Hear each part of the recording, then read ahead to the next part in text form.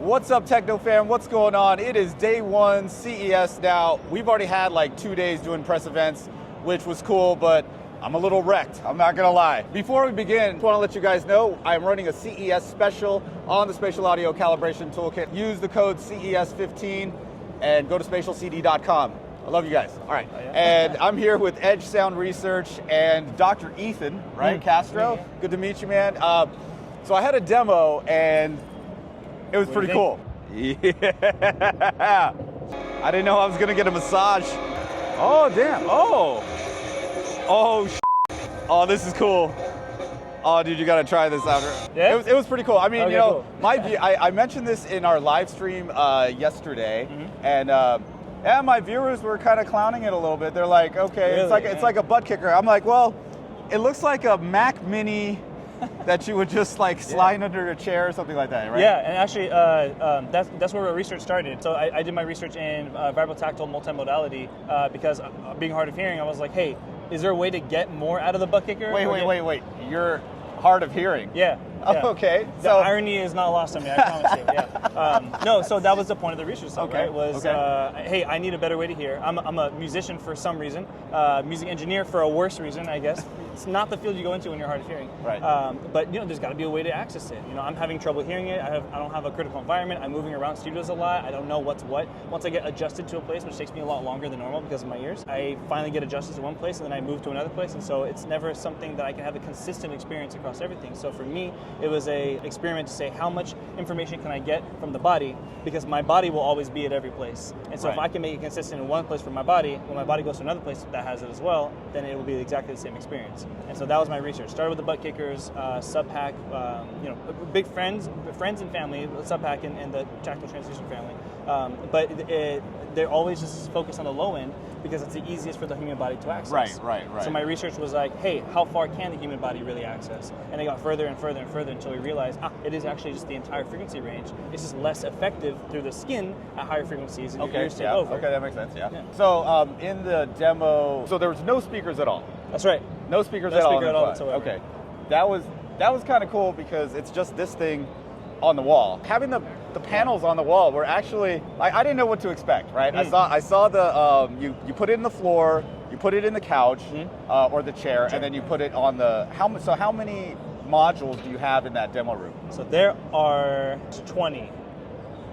20? 8 in the floor, 8 in the chairs, because I wanted to give you left and right in each chair. Okay. And then 4, one for each. Right, so I noticed the left and right in the demo. So what kind of signal are you guys sending this? It's just a 2-channel stereo signal? Yep, just a bunch of stereo signals. Yeah. What goes to the LFE? Is that something separate, or is that part of your processing? Or Yeah, there's no separation between signal and LFE.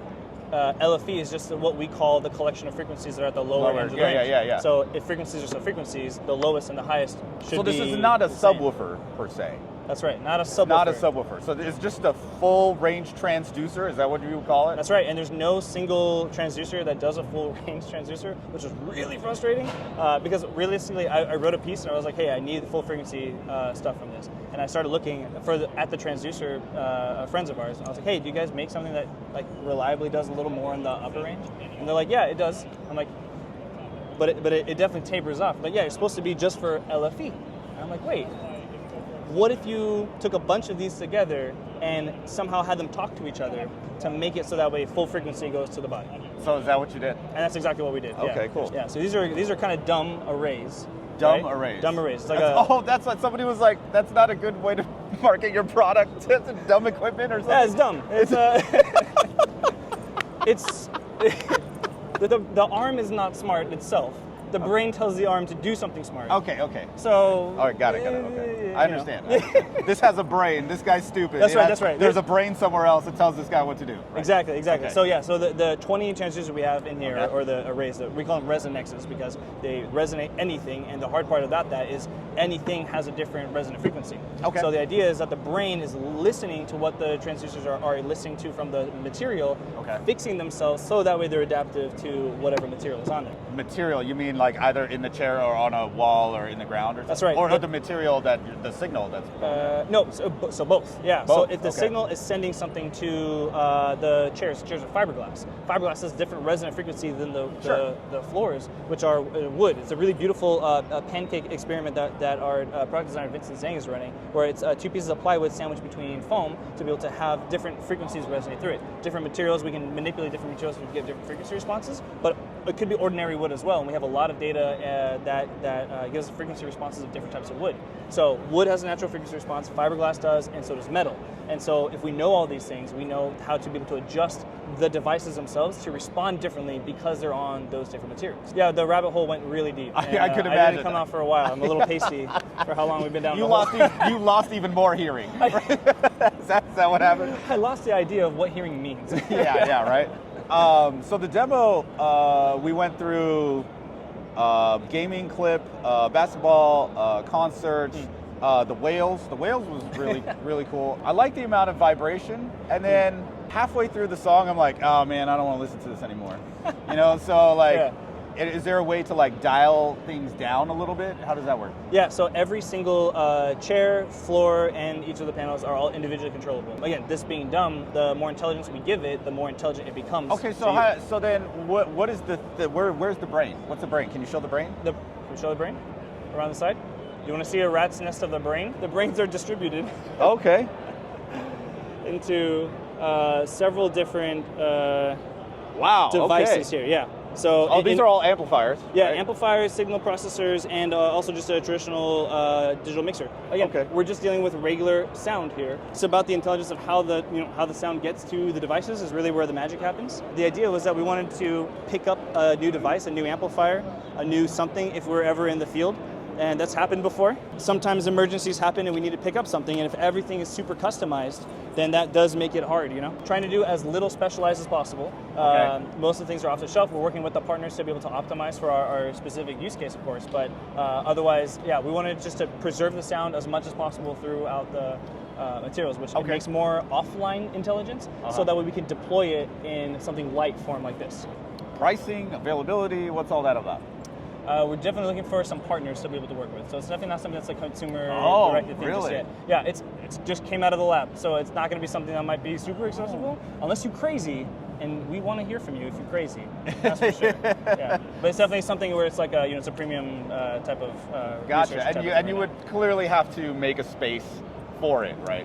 Yeah, I mean, it can also go down something like these cushions here. So these are cushions that are kind of like our mobile setup here that we can always throw onto any couch. They're small cushions. Yeah, this small dev kit that we call it is for our partners or people who are creatives who want to be able to say, hey, if this is going to be in venues that we're going and deploying at, how can I make my content ready for this and other types of technology that are going to be similar to this? The dev kit we have is a $2,000 dev kit. It gets you 2 of these cushions. They're handmade, custom made, really nice. Yeah. And also it gets 1 of these units as well as a little tiny processor that you can take home with you. Okay. And Bluetooth XLR. So you can essentially just start experiencing it without having to build something custom. Exactly. Okay. Yeah. Experimentation, so you can figure out exactly what's going to work, what's not going to work. Etc. Gotcha. All right. I think it's actually pretty cool. I know you guys were laughing about it yesterday in the live stream, but this is actually pretty cool. I really like the added effect for the gaming. I think that's like. That was my favorite part of the demo. Did you like the player of who's the guy doing all the headshots? It's crazy, right? Is that you? No, that's him. That's Val. That's our CEO, who's a hardcore gamer, who became the most hardcore gamer I've ever seen in my life because then he could feel people walking behind him, and he had like this hella unnecessary advantage. That he was able to hit people before they landed on the ground. Oh wow! How would this work in a multi-channel situation? Dolby Atmos. So how would you guys deal with an Atmos signal?